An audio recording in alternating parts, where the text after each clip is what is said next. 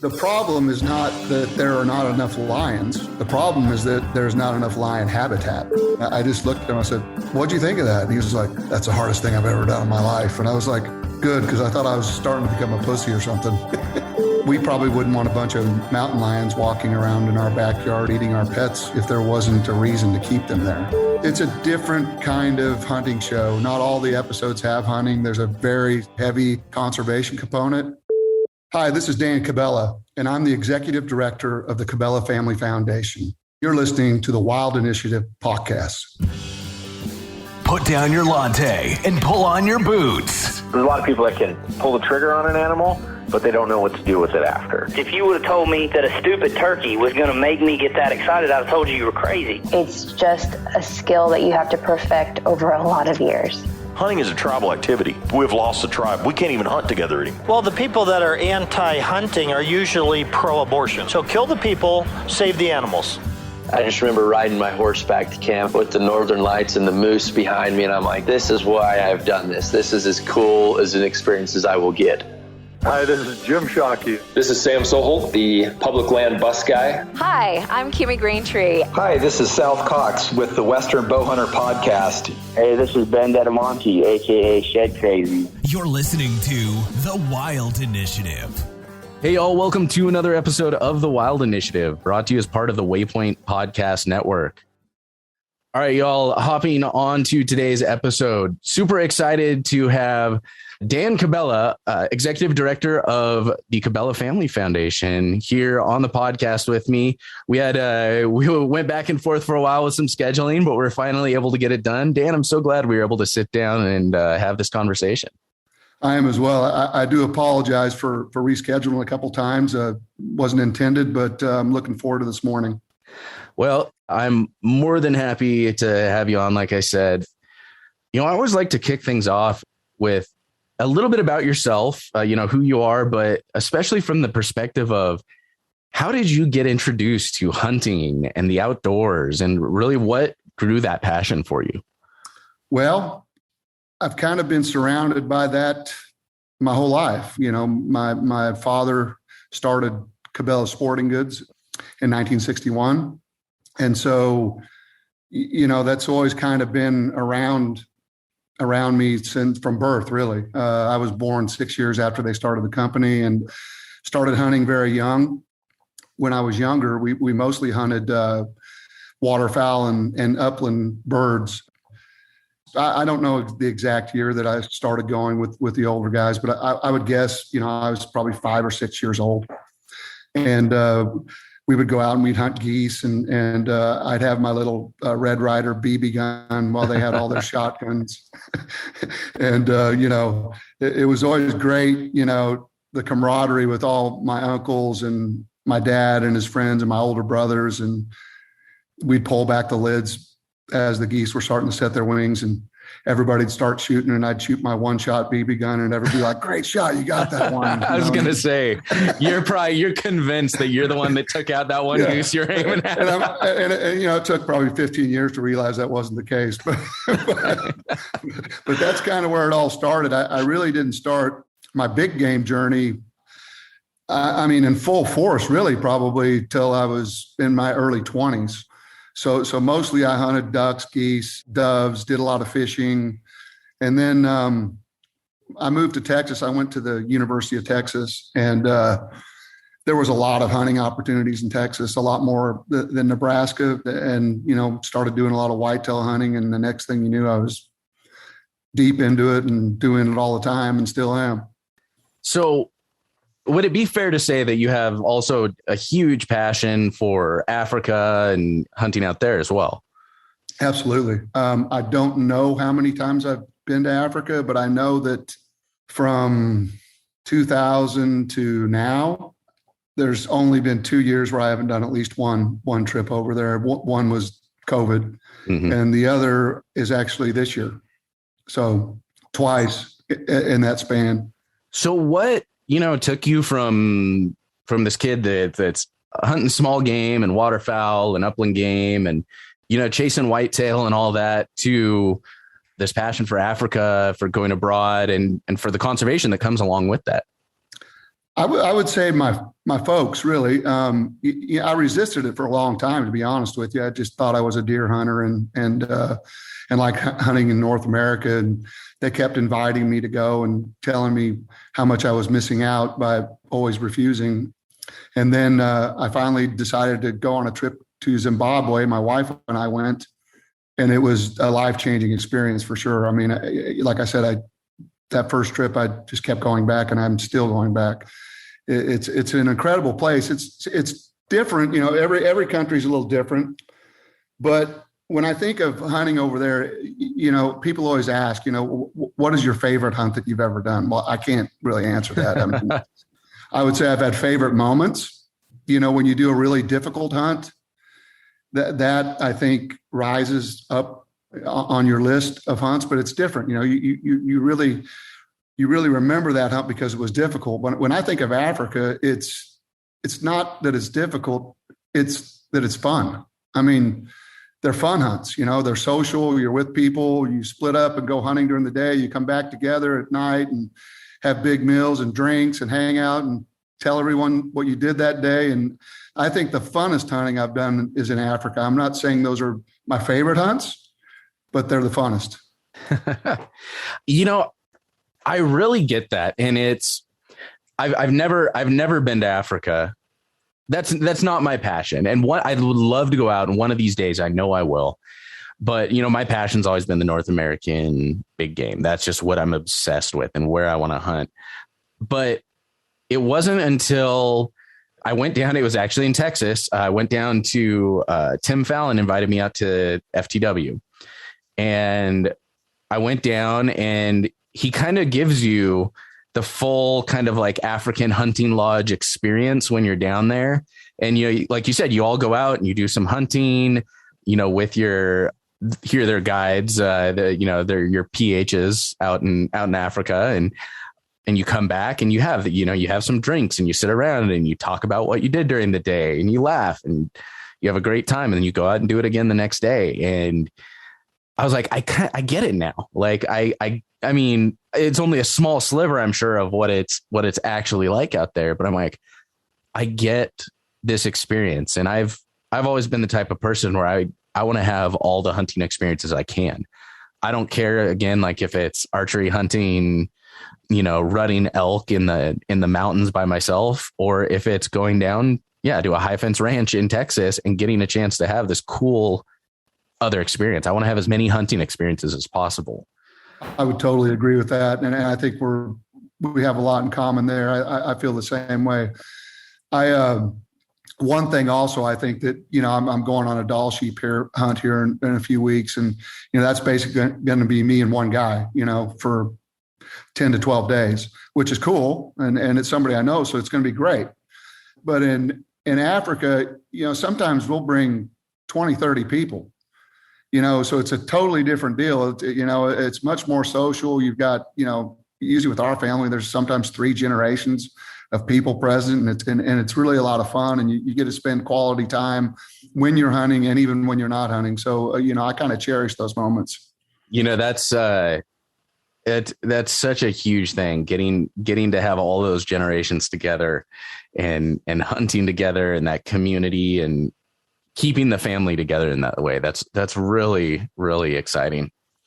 So, you know, not only is it the hunting in Africa, but you do a lot for, and I shouldn't say this as if they're separate things, but because they're so inextricably intertwined, is the idea of conservation in Africa and how it ties back in hunting and how that all relates.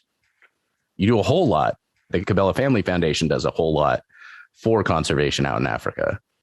Yeah, we've done in Africa specifically. We do some stuff here too. A couple of the projects we've done in Africa have gotten a lot of notoriety just because they're, you know, charismatic species. You know, so yeah, we reintroduced 24 lions to the Zambezi Delta, which had lions before the Civil War in Mozambique. And basically that area had been repopulated, all of its wildlife abundance, except for apex predators.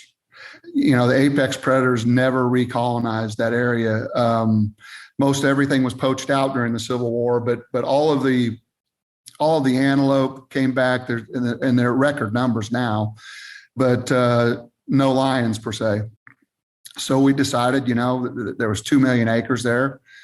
We wanted to try to restore it to the way that it was and the way that it should be. So in 2018, we sourced 24 lions out of South Africa, different reserves, and got the permits and loaded them on planes and got through customs and flew them into Catata 11, and we put them in bomas, which are kind of holding fenced-in areas that were separated so they could all get to know each other through the fence. Kept them in there for a month or so, and then let them out. And there's about 75 lions there now, so they've done very well. So, have you seen an effect on the rest of the fauna in the area, other than, because obviously there's been plenty of growth with the lions? Have you seen any other changes in the area with the rest of the animals, anything like that? Not really as of yet. They seem to be preying primarily on reed buck and warthog. They do occasionally take down Cape buffalo and water buck and things like that as well. But there are so many reed buck and warthogs in that area that there hasn't been any kind of decline noticed. Now, as that population grows, that's something that's going to have to be reassessed over time. Yeah. I guess, in a perfect world, there will be enough of them there at some point that some will have to be taken out because there's too many, and when we get to that point, that, then the funding no longer has to come from the Cabela Family Foundation, then it's self-funding. I think that's when you've really had success. Well, I mean, that's kind of like you said, that's when you've had success. That's the eventual goal, to where you can implement hunting or other resources to then help fund that. So like you said, it becomes self-sustaining. I think it's important to note that's one of the reasons why hunting and conservation in a lot of these places are so inextricably linked. It's the idea of creating that value for the wildlife where it becomes self-sustaining, rather than, I don't want to say a burden, but a drain on existing resources. Yeah. I mean, the problem is not that there are not enough lions. The problem is that there's not enough lion habitat. And so with 2 million acres, that's a vast piece of land. And you don't have to agree with hunting, but where else are you going to find vast spaces like that are functioning ecosystems where, the community is benefiting, the outfitter is benefiting, the wildlife is benefiting, so it makes sense to keep it. And that, that's not just Africa. That's North America, that's Asia, that's everywhere. They do it differently, but it's still vast areas that use hunting and conservation to keep them intact. And I was just reading, it just popped up earlier this morning, and I meant to save it, but I accidentally closed out the window. But I was just reading an article, pretty sure it was a recent article about, to some extent, just the opposite happening, where there's the idea of social carrying capacity versus environmental carrying capacity. There's how many animals the land can support versus how many animals the people can socially stand having around before they become a nuisance and a problem. And the social carrying capacity was pretty low for this area because the local communities and tribes, these lions were becoming a nuisance. And I think the government ended up having to kill 4 of these lions. They gave them to the tribe. The tribe ate the lions, but it's the idea of those lions didn't have value otherwise because they couldn't be hunted. So there was no value. They were a nuisance at that point. So they got killed off, because there's no habitat for them. They were a problem. Hunting adds so much value, and it gives a reason to have this habitat, these wide open spaces as well. Yeah. And if the community benefits from the wildlife, then the wildlife will continue to exist. I mean, you know, we probably wouldn't want a bunch of mountain lions walking around in our backyard eating our pets and things if there wasn't a reason to keep them there. You know, it's pretty simple, actually. I mean, there has to be a benefit, especially in marginal lands, to the people that live there. Otherwise, they're going to kill it or they're going to eat it.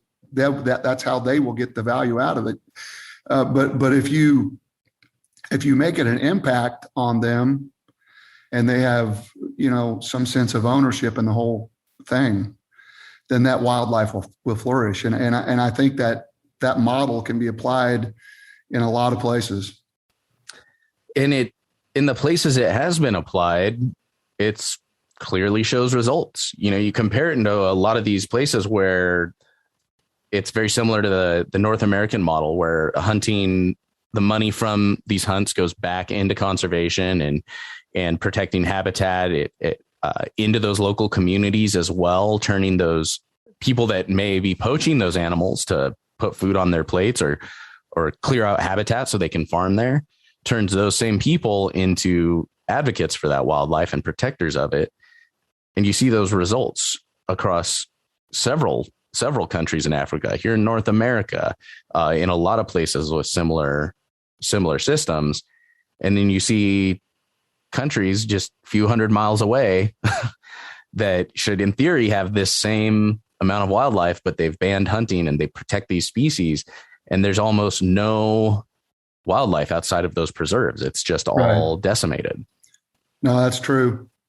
I think it's, you know, there are different systems in different places, but when you get down to the core of you know, an animal that has no use to humans has no future. I mean, I hate to put it that way, but it really is the truth if you think about it. I mean, there's almost 8 billion people on the planet now. I mean, wildlife has to have a value in order for it to have a place. And I think, you know, in a lot of places, a lot of areas, we're doing a great job at that. I think we do a great job in North America. Hopefully that continues. What do you see? I mean, this is going to be a super broad question, I guess, but do you have hope for the wildlife just in the world, like across the board? Because we see, we've got it locked down somewhat in North America, but there's still all kinds of challenges and struggles with that. There's challenges and struggles when it comes to Africa as well. You know, what do you see as the future? How hopeful are you for the future of wildlife in these places we love? Well, I'm very hopeful, but I think it's a difficult scenario. I mean, when you just look at the population expansion of humans, that puts a lot of pressure on things.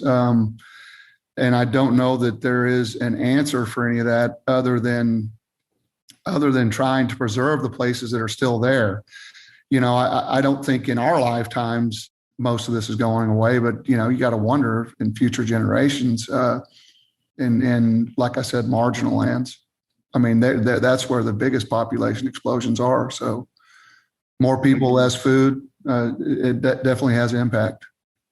And so much of what we do really is for future generations and posterity. I mean, to some extent there, you know, we'll see some changes in our lifetime. You know, you work on projects and you see, you know, whether maybe it's elk or sheep transplantation into some of their old territory where they no longer exist, or you'll see some results like that, like with the lions. You know, you've seen that population triple, but you know, so much of what we do is for future generations. Like, you know, I don't get excited about elk conservation because I think it's going to get me, you know, me donating to RMEF or SCI. That's not going to get me, you know, a better chance at killing an elk this year. It's not going to suddenly blow up these populations enough to where I can hunt them. No, it's for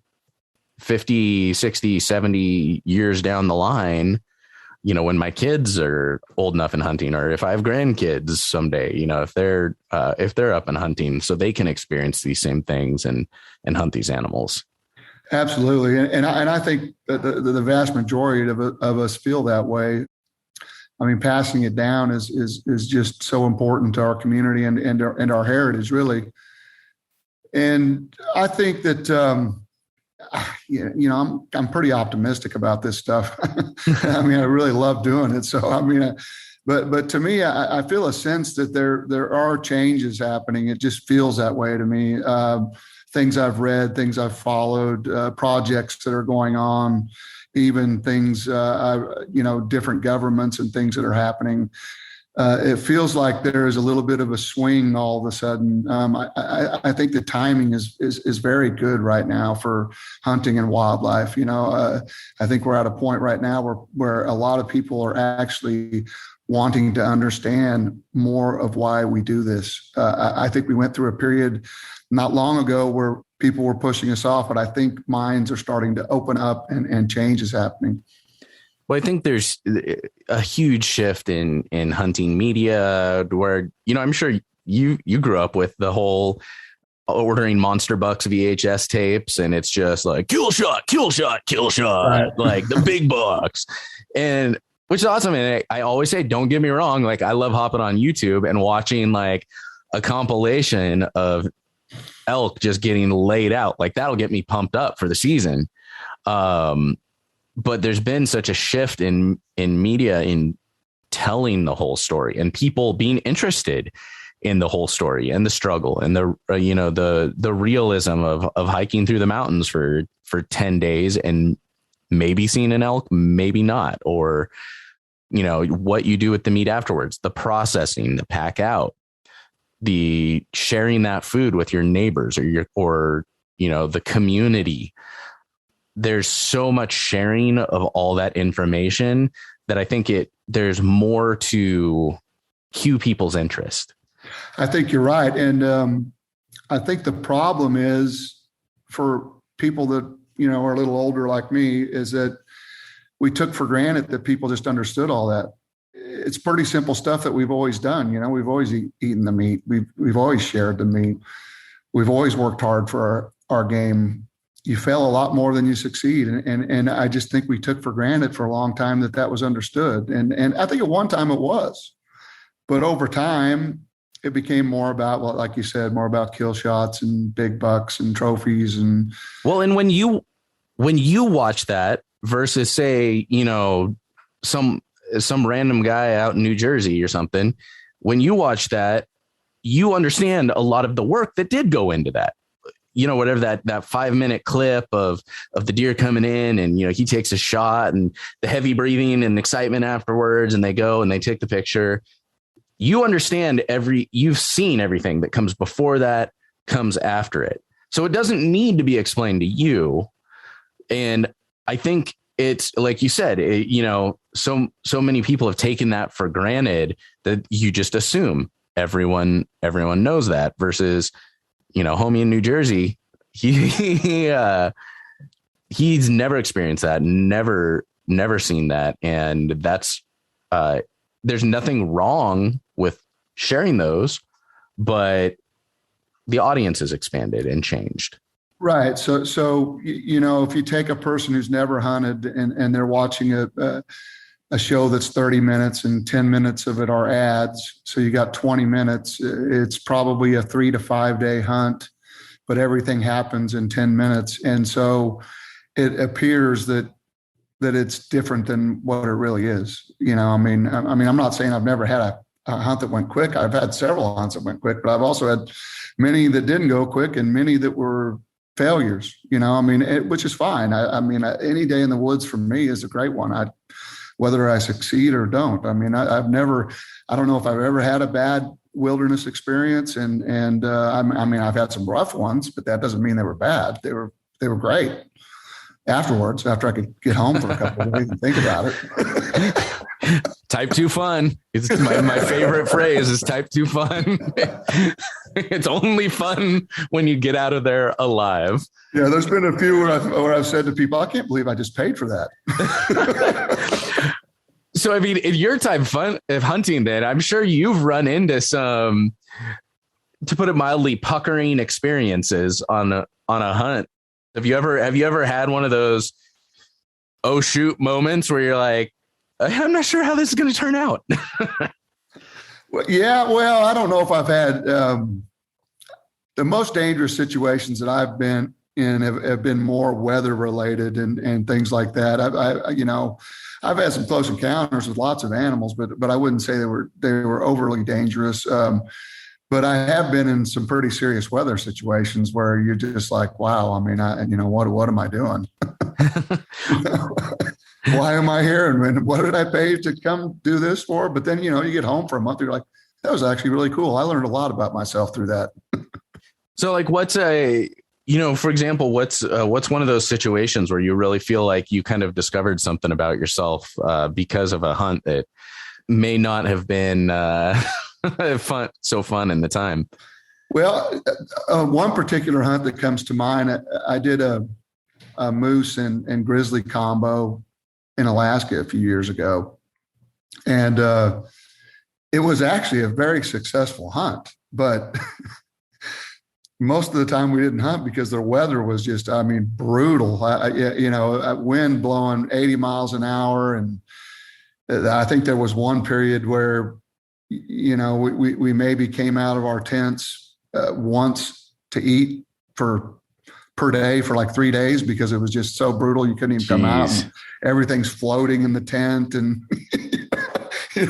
you're hanging stuff up wherever you can. The funniest thing about it now, at the time it wasn't very funny, but I brought these, it was freezing and we were totally wet. Everything was wet.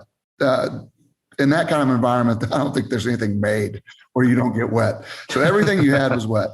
But I had this one pair of slippers that I brought, and I kept them in a Ziploc bag, and my feet were purple. I mean, I was freezing, but I had this one little Coleman heater, and I was in the tent one night, and the wind's blowing like crazy, and I had a book that I was reading for like the fourth time. My feet were freezing, so I put my feet up by that Coleman heater, and I was reading my book, and all of a sudden I smelled something. And I looked up, and the soles of those slippers were burning. And so I remember taking them off, and I'm there by myself, and I'm trying to push the rubber back together. I'm in this moment of the only dry thing I have, I've trashed, and it was So that was a brutal hunt, but we did, shot a booner moose early in the hunt, but I think day 2, before the weather hit. The weather actually hit as we were skinning and quartering it. Oh. And then that was from there, and that was brutal, taking the moose back to camp. And, I fell in a river at one point, and so then I was even more wet. I thought I could jump it, but my jumping skills weren't that good. So, I don't care how good of a jumper you are. After when you're packing out an animal and you're tired, you need to have the amount you like. There's just no way. There's no creek that is safe. I don't care if it's a little trickle. You're falling in that if you try and jump over. It's just a guarantee when you're packing out an animal. Yeah, but I would say that was, and I remember my brother went on that hunt. We didn't hunt together. We were split into different spike camps, but when we got back to Bethel, he walked in. I got back a day before he did, and he walked in and he looked like death. And I'm sure that's what I looked like too when I came out. And I just looked at him. I said, "What'd you think of that?" And he was like, "That's the hardest thing I've ever done in my life." And I was like, "Good," because I thought I was starting to become a pussy or something. I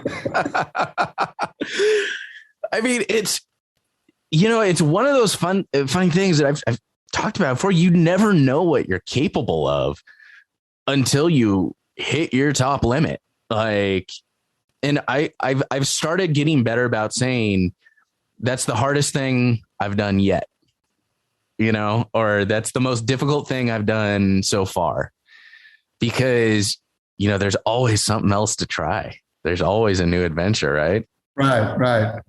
And I don't know how it is with you, but with me on a trip like the one I just talked about, it's the mental exhaustion. It's not the physical. It's the mental exhaustion. But I mean, that's really, that's a great experience it was a great experience for me. It's a great experience for anyone to have to go through and deal with those trials and come out and then reflect on it and think about all the conversations you had in your head when you were sitting in a tent by yourself for 3 days and not talking to anyone. I mean, I think as a hunter, we learn a lot in those situations. I mean, a lot internally, about us. At least I do.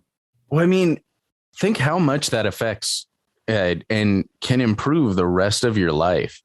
When you're never going to be harder on yourself and quicker to give up or any of that than when you're in a tent in Alaska, completely soaked, can't feel your toes. You just lit your slippers on fire.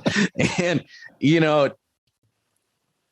you don't give up in that situation, when you're at home and you're frustrated with something going on with your business or work or your family, and suddenly it puts all of those issues into a lot different of a perspective. And it's like, I'm struggling, maybe you're struggling with finances or something, somebody's struggling with finances out there. And it's like, I didn't give up in that tent. Why the hell am I going to give up now? This is not life and death here. Like right. that may have been life and death at one right. point, No, I agree. Even if you're not in a weather situation, say, this Dall sheep hunt, for instance, that I'm about to go on, it wasn't that long ago that I was on a Dall sheep hunt. And some of those days were really brutal physically, not so much mentally, physically brutal. But at some point you just have to give into it. I mean, you're not getting out of there. Mm-hmm. I mean, so you might as well ride it as good as you can and fight through it and get to the end. And when you do, it'll be totally fulfilling for you, whether you get one or not. I think, the only thing worse than like not filling a tag is not filling a tag because you gave up. Right. Like I hate using this phrase because it's so cliche, if you leave it all on the mountain. But like, if you genuinely do, you leave it all out there. If you just, hammer yourself into the dirt going after this thing and you don't fill that tag, you can still walk away with pride, being like, I achieved something because you did, you killed it out there, versus you get a little too frustrated and you just give up because it's too tiring. It's too hard, whatever. You've got to sit with that. Right. Every time you remember that unfilled tag, you've got to sit with that and look at yourself in the mirror and be like, I gave up. And I've been there. And I'm not saying like, I'm pretty much the most mentally tough guy. That's something I struggle with. Like I am 0% badass. Like I am. You just got to fight through it. Yeah. It is a struggle. But that's what makes it beautiful. The struggle is what makes it so cool, and the unknown. Yeah. And you're going to have days where it's a lot easier to fight through that stuff. You're going to have days where it's a lot harder and you may give up. Just problem is just don't beat yourself up over it day after day after day. Fix that mistake next time. For sure. Don't give up next time. So what are some of the other exciting projects that you've had a chance to work on, whether they're in Africa or here in North America? The first half of July. So I went down to Arkansas and with the Game and Fish, and we collared some black bear. They're just now, this year is going to be the first hunting season they've had, I think, in that area ever. So the numbers are coming up for sure. And this will be a way for us to monitor these bears and also, to know if they've been harvested, because and to look at harvest data and harvest numbers and general health of the population. So we spent probably 5 days there, I guess. And, we raise exotics in Texas. So I've done a good bit of darting and also, with the lions, obviously, and the cheetahs, we did some darting as well, but I've never darted a bear and I've never been a part of that process. And so that was all kind of a new experience to me. And it it was pretty cool. They do it a lot differently than we do for good reasons. And so what was the process with that out there?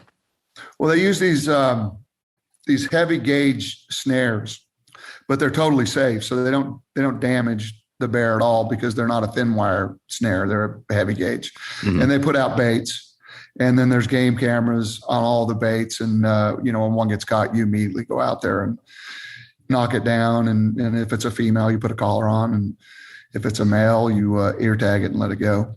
Okay. And so what have you seen? That was beginning of June, you said?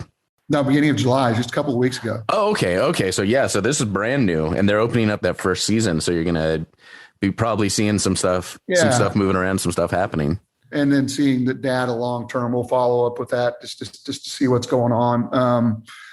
And then immediately after that, we went to Florida, and it wasn't really so much an initiative like with the bears or the lions, but it was more of a, just looking at alligator conservation and how through tourism and meat production and hunting, an animal that was put on the endangered species list in the 1960s is now at historic abundance again. So that was pretty eye-opening. We spent probably 3 or 4 days down there doing that. We collected, we did egg collection and egg distribution to the farms, and took a look at, some of the tourism and hunted an alligator as well, and actually that will be one of the Hard Truths episodes for season 2.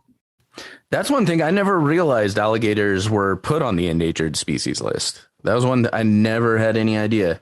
Yeah, that was in the 60s.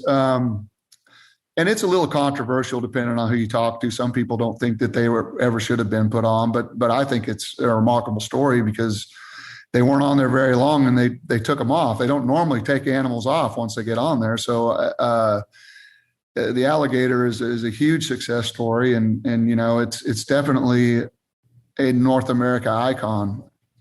But it was pretty cool. I learned a lot, a lot that I didn't know. I'd never done egg collecting. I mean, that was pretty interesting, going out in those airboats, and we'd have choppers flying from the sky, and they'd identify nests, and then you'd have to go into them. And sometimes the mom alligator wasn't very happy that you were there. And, I can't imagine that's the easiest experience when when you're trying to steal mom alligator's eggs. No. And on quite a few of those nests, I was the one holding the pole. So, I had to try to keep her at bay. And sometimes you don't see them coming because it's pretty thick, and they hide pretty well in the water. Oh, geez. That's one thing I need to get out there. I want to do an alligator hunt. That's one of my bucket list ones for sure. I gotta take a trip out, get myself an Osceola and an alligator, and do the Florida thing for sure. Yeah. I've done the Osceola too. That was a lot of fun as well. So, you kind of just mentioned it, Hard Truths, kind of what's coming up. What should people keep an eye out for?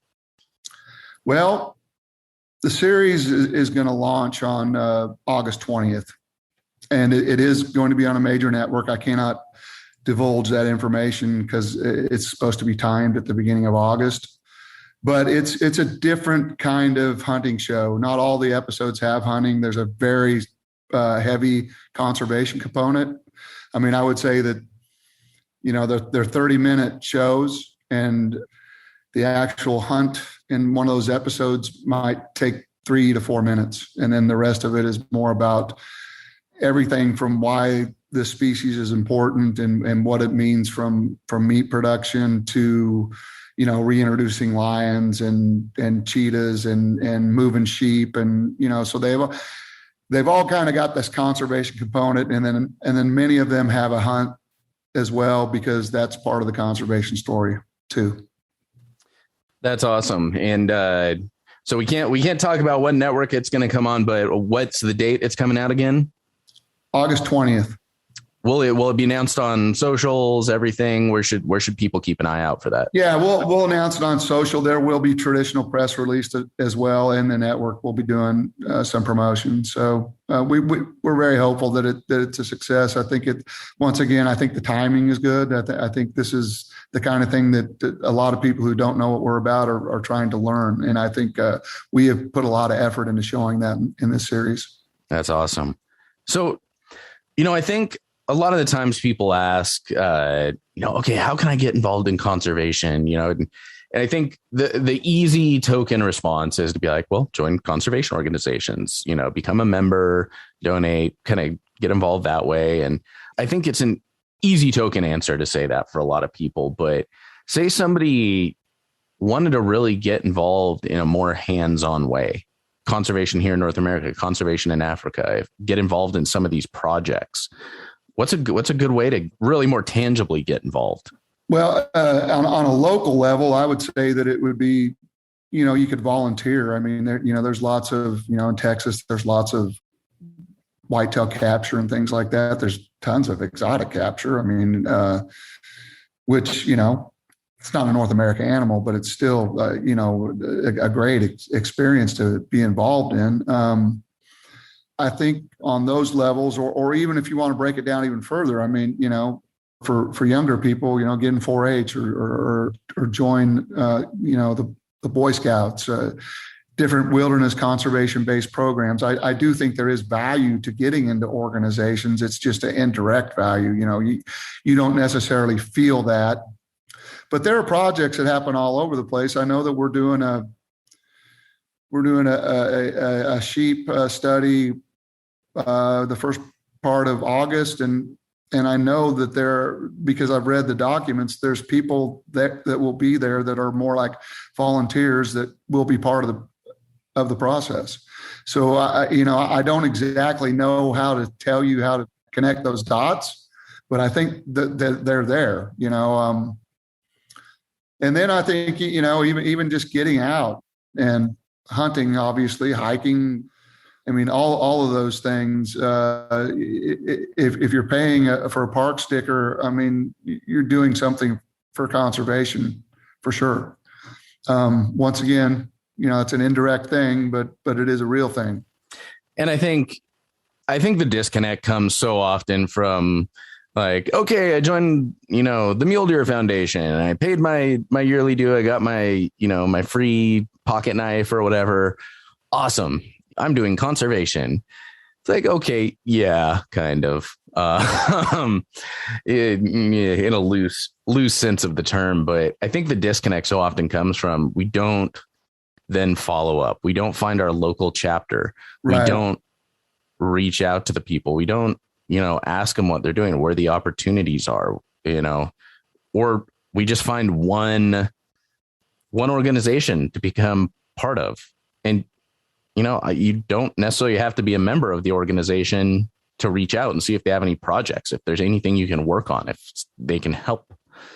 Right. And I think if you're active also with those groups, don't just become a member, actually become active. And because if you're active and you're engaging with other like-minded people, whether you serve on a committee or a board or whatever that might be, opportunities will come up just through networking.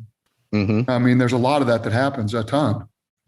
Well, so many, whatever. I'm a member of all these different organizations, and the more projects I see come from someone I know I'm friends with outside of that organization, they just happen to also be a member of it, and they're the one posting about it. Like, I see that more often. I hear about it more from friends where, say this one group is doing a fence cleanup on some public land or something like that. And I never see, it's not like I get an email from that group. Or maybe I do, and it just gets buried. That's probably more likely the case, but I see that from my friend. And I also know if my friend is posting about it, I trust that person. I know it's going to be something more valuable and worth my time if they're advocating for it. It kind of comes pre-approved almost, if you will. So I think you're right. Making those connections and networking just with like-minded people that have a passion for conservation is huge.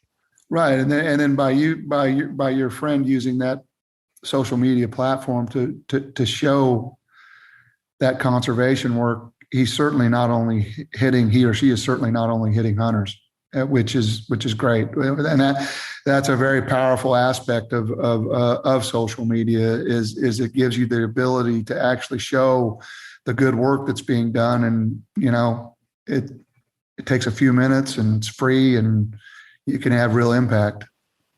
It's absolutely huge. So on that note, folks want to follow along, find find the foundation, any of this good stuff. Where's the best place to find you online? Cabela Family Foundation.org. It's got a lot of the projects on there. It probably needs to be updated. These recent ones aren't on there yet, but and then social media, the foundation's got a page on Facebook and on Instagram. And then I've got pages on both of those as well. Fantastic. Well, Dan, I really appreciate you sitting down, taking the time. I'm glad we were able to get it scheduled. Just sharing a little bit with my listeners. No, I've enjoyed it. It's been fun. I appreciate you having me on here.